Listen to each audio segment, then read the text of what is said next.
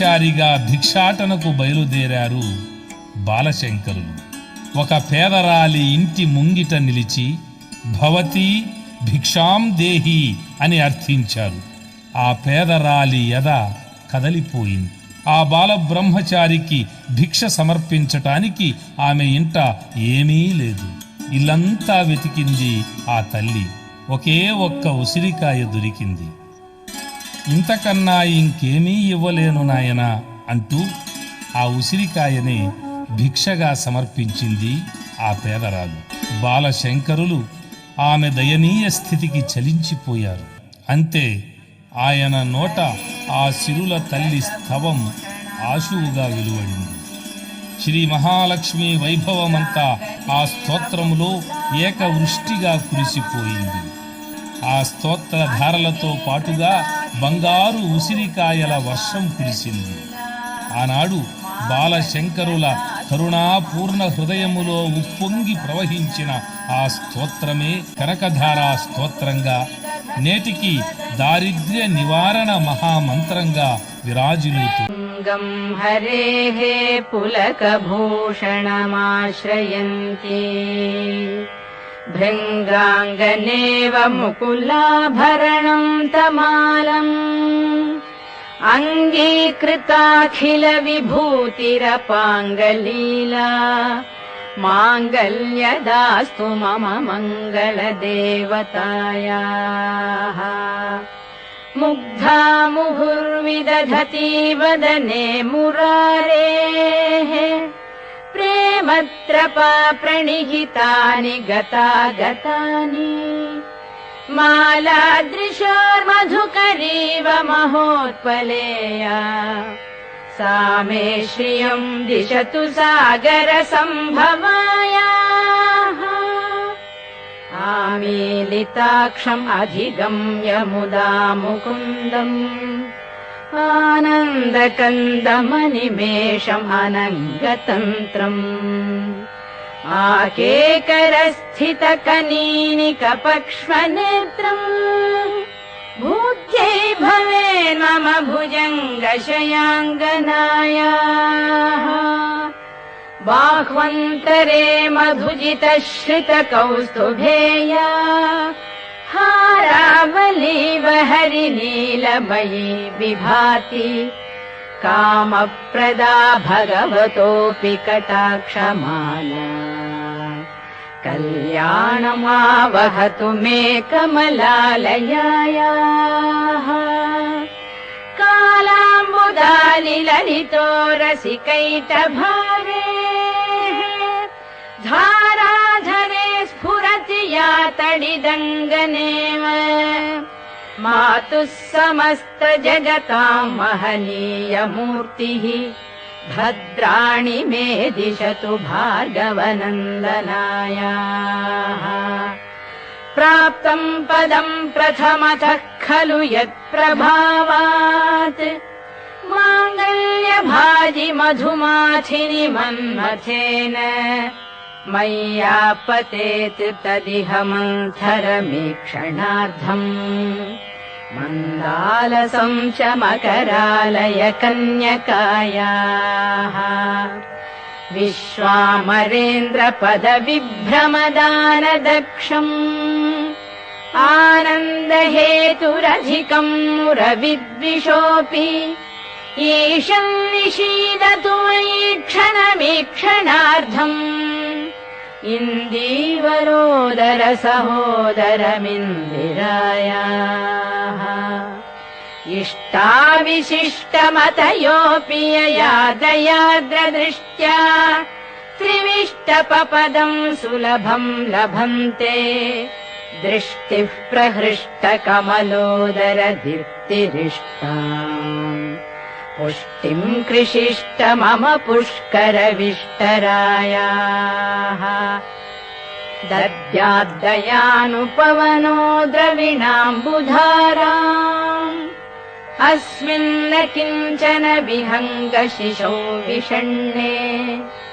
दद्याद्दयानुपवनो द्रविणाम्बुधाराम् अस्मिन्न किञ्चन विहङ्गशिशौ विषण्णे.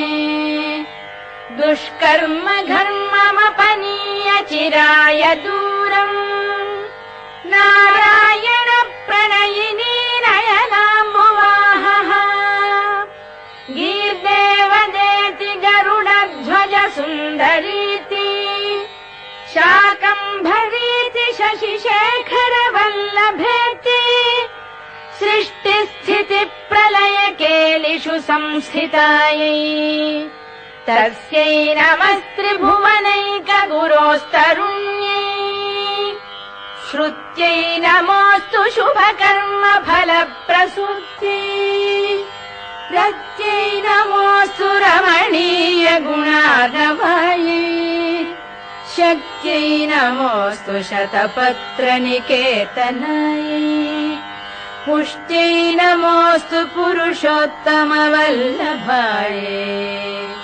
नमोऽस्तु नालीकनिभाननायै नमोऽस्तु दुग्धोदधि जन्मभूम्यै नमोऽस्तु सोमामृतसोदरायै नमोऽस्तु नारायण वल्लभायै नमोऽस्तु हेमाम्बुजपीठिकायै नमोऽस्तु भूमण्डलनायिकायै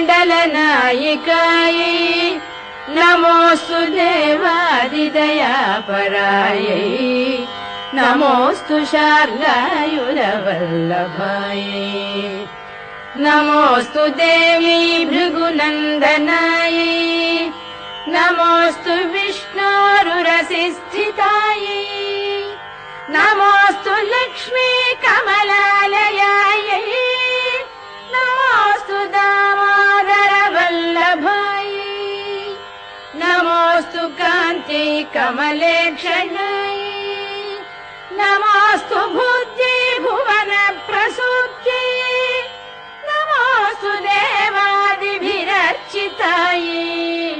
नमोऽस्तु नन्दात्मज वल्लभायै सम्पत्कराणि सकलेन्द्रियनन्दनानि साम्राज्यदानविभवानि सरोरुहाक्षि त्वद्वन्दनानि दुरितोद्धरणोद्यतानि मामेव मातरनिशौ कलयन्तु मान्ये यत्कटाक्षसमुपासनाविधिः सेवकस्य सकलार्थसम्पदः सन्तनोति वचनाङ्गमानसैः त्वां मुरारिहृदयेश्वरीं भजे सरसिजनिलये सरोजहस्ते धवळतमां शुकगन्धमाल्यशोभे भगवति हरिवल्लभे मनोज्ञे त्रिभुवनभूतिकरि प्रसीद मह्यम् भगवति हरिवल्लभे मनोज्ञे त्रिभुवनभूतिकरि प्रसीद मह्यम् दिग्हस्तिभिः कनककुम्भमुखावसृष्टस्वर्वाहिनी विमलचारुजलप्लुताङ्गीम् प्रातर्नमामि जगतां जननीम् अशेषलोकाधिनाथ गृहिणीम् अमृताब्धिपुत्रीम् कमले कमलाक्षवल्लभे त्वं करुणापूरतरङ्गितैरपाङ्गैः अवलोकय माम् अकिञ्चनानाम् प्रथमं पात्रम् अकृत्रिमम् दयायाः स्तुवन्ति ये स्तुतिभिरमूभिरल्वघम् त्रयीमयीम् त्रिभुवनमातरम् रमाम् गुणाधिक गुरुतर भाग्यभागिनः भवन्ति ते भुवि बुधभा